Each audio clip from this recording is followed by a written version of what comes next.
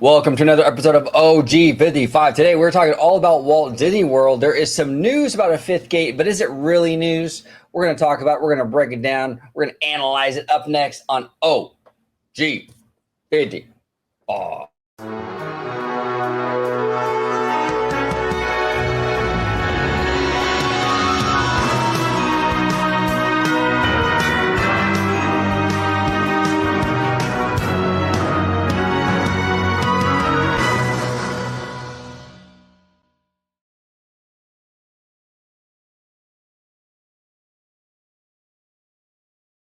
Welcome aboard, everybody, to another episode of OG55. We are back in the studio like we never left. I got George the Italiano with me today. George, how are you doing today? And where can everybody find you on social media, sir?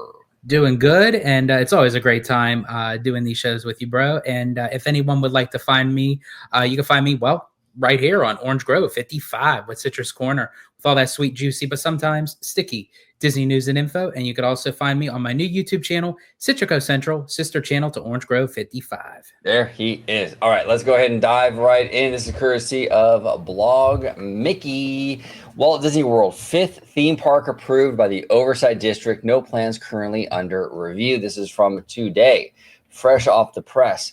A new comprehensive plan has been released by the Central Florida Tourism Oversight District and Disney World. This joint venture document was part of a settlement agreement between the district, Disney World, and Ron DeSantis following heated litigation after DeSantis took over a local government that regulated Disney World. The new comprehensive plan, which we're still skimming through, outlines planning through 2045, including allowing new development at Walt Disney World. It also addresses the possibility of a fifth theme park at Walt Disney World. Here is the latest. It says here, the CFTOD, that name is like ridiculous, has planned for and effectively approved a fifth theme park at Walt Disney World. This is an increase in the allowed maximum from a 2010 plan, but not an increase in the allowed maximum from more current comprehensive plans. In terms of timing, a fifth theme park would not be allowed before 2035, according to the updated plans. Only one new major theme park is allowed through the end of the 2045 comprehensive plan. Now, this is interesting. I'm glad there are limitations on this, honestly. I don't think right now Disney World needs a fifth park. There's a lot of problems with the current four, to be really honest with you. Now, look, every park is going to have their issues, right?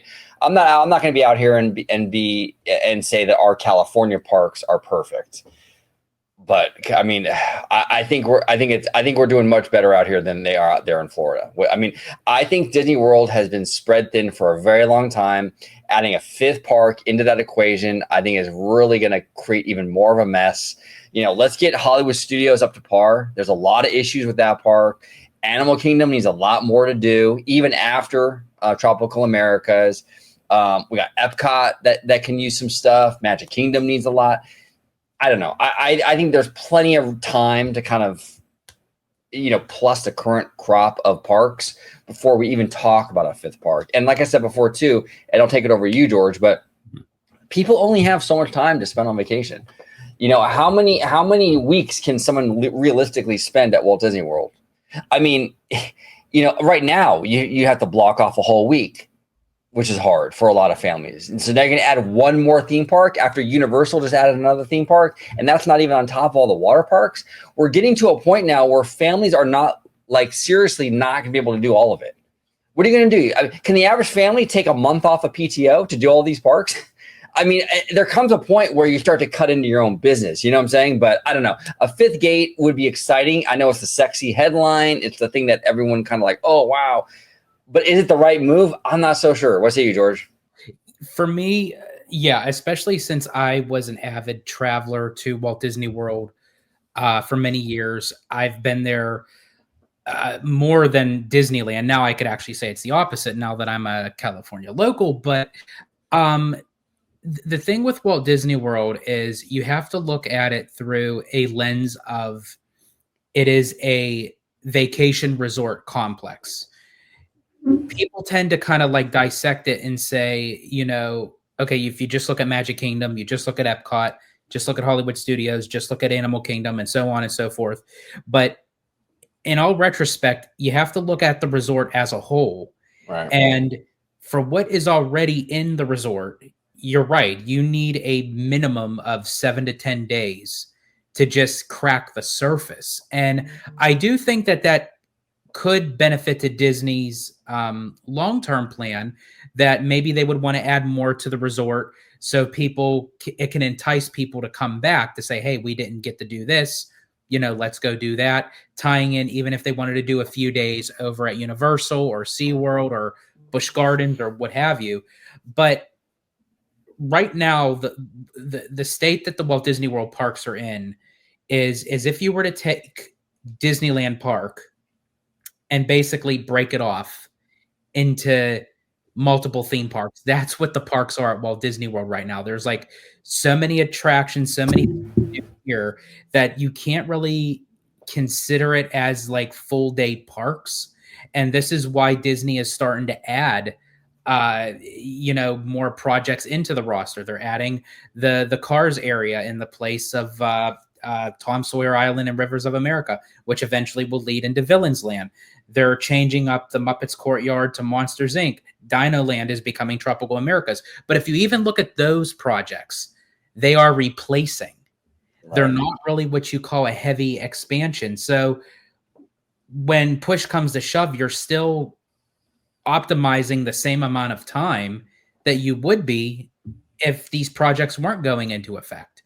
So up until Disney decides to expand out the Walt Disney World parks, like heavily expand, where it's adding acreage, and you're adding more attractions, you're adding more things to do, that's giving you a full day park. Animal Kingdom is closing at 6 p.m. for crying out loud.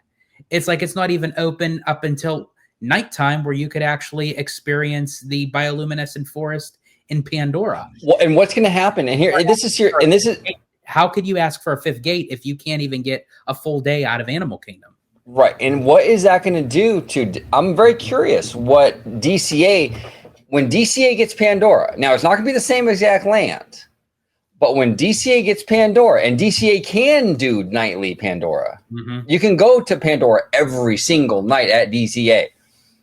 Is that going to take the shine off of the Animal Kingdom version? I mean, why would a family spend the money to go to the Walt Disney World Animal Kingdom Pandora when you don't get the full Pandora experience? I can go to California and get nighttime. You can't get that in Florida. So I'm curious, and it might not even affect it. Who knows? But will it hurt Animal Kingdom's attendance when the DCA Pandora opens, even though they're different lands, because DCA offers that nighttime experience that for some reason Disney is not willing to do over there in Animal Kingdom. And honestly, speaking of DCA too, because I've mentioned this many times, now even if the park did stay open just to 9 p.m., which is basically their typical, it's still 3 hours over than what Animal Kingdom is right now. But when Pandora and eventually Coco and the Avengers rides do open in DCA, they can't do this early curfew with DCA. Pretty soon, DCA is going to have to start running on Disneyland hours to like 11, 12 midnight, even after all this is said and done. And then even more so once they expand out into the Simba lot. But to that same notion, if you look at Animal Kingdom, when Tropical Americas comes and opens, you're going to have Encanto, which you're going to have a family-based attraction. And then you're going to have Indiana Jones, which is already in popular demand over here at Disneyland. It's one of the top dog attractions ever that came out of Walt Disney Imagineering. So we're going to get a rendition of that, but now it's going to be with newer tech, newer animatronics, a new storyline. Can you really see even just the Tropical America's opening of Animal Kingdom closing at 6 p.m.? That's completely unrealistic. And the fact that, if people are saying, okay, well, Disney is ready for a fifth gate, not at Walt Disney World. Disney is ready for a third gate at Disneyland once they're done with the expansion of DCA. But they got some time on their hands for Walt Disney World for sure. Well, and here's the thing. And before our Florida friends get all mad, because sometimes that does happen. Sometimes it does happen in the comments section. when George says Disneyland is ready for a third gate, Disney World isn't ready for a fifth gate. There's actual reasons for this. I'm going to lay out one of the biggest reasons that I've kind of touched upon earlier on in this video. Look, right now, Disneyland Resort is only a 2-day visit. You can maybe squeeze 3 days. Okay, you can do like a little Friday to Sunday kind of staycation, or if you're from out of town, you can stay for Friday, Saturday, and Sunday, right? And you can pretty much get everything in.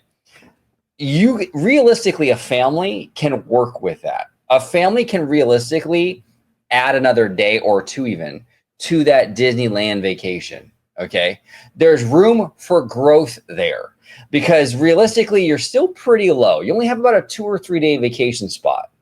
Disney World, like you were saying, George, is resorts and all kinds of shit, dude, and water parks and 4 theme parks. And then it's so much, you can't even get through it all in a week. So realistically, is a family going to be able to do another day or two of PTO and all that time spent and all that money spent to do another park? That's only assuming you're messing with the Disney parks. If you add Universal, dude, you got to do like 2.5 weeks in Florida. A lot of people just can't do that. So there's not a whole lot of point for Disney to even build a 5th park under those circumstances. And that's why I get it. They have the approval, and I'm glad they got the approval because it does open it up in case they ever want to do it. I don't see this 5th gate happening even by 2045.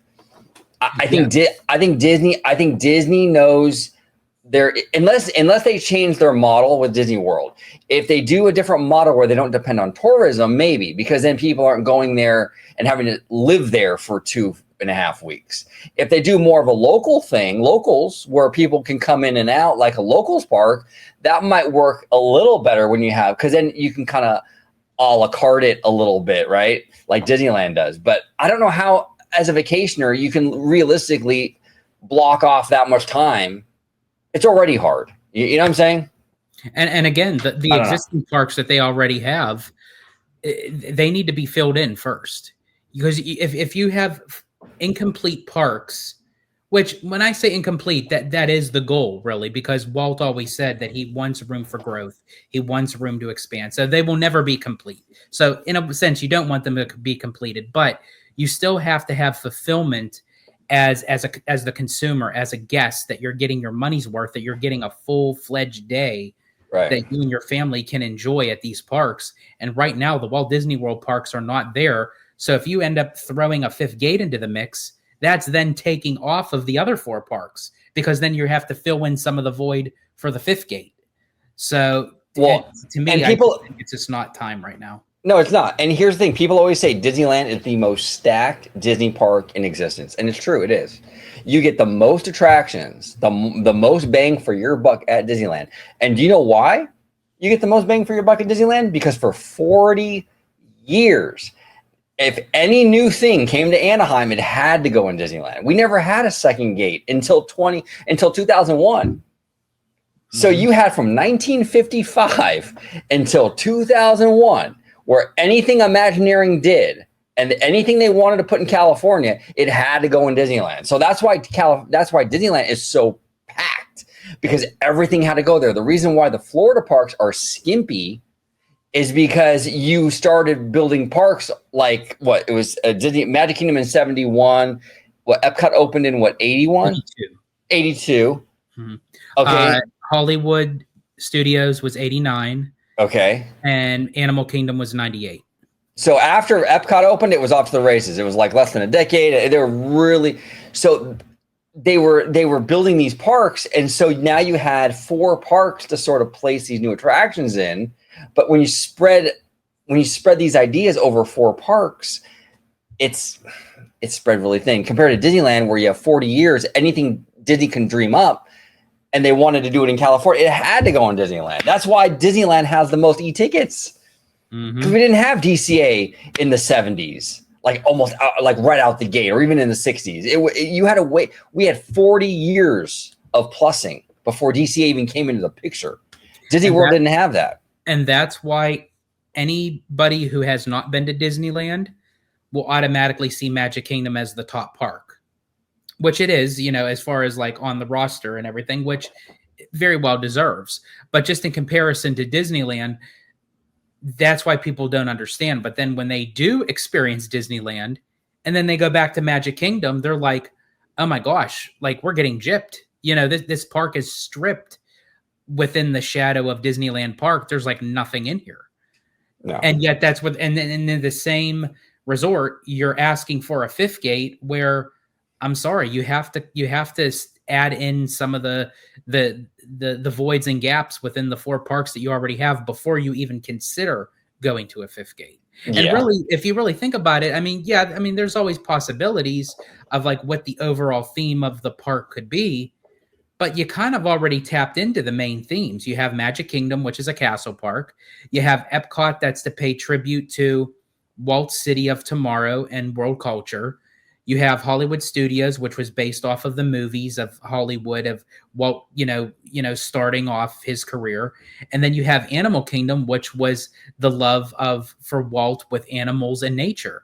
If you really think of another themed park for a theme park, you're basically then going to be going down the route of Universal, where you're just kind of just throwing IPs in just to fulfill a theme park, which I'm not saying that's a bad thing, but what Disney's kind of way of doing things, they always like to have like a main structure focus on like what the theme is about within the whole backbone of the park, if you will. And right now I can't think of anything that would really kind of hone in to that would be substantial for a fifth gate. No, the only thing that I can kind of think of would be like if they ended up getting the Marvel rights from Universal, and then you can do maybe like an edgier park with like Marvel and like Fox properties like Planet of the Apes and like Alien and Predator and stuff like that. Like you can do like more like an adult park and really go head on with Universal.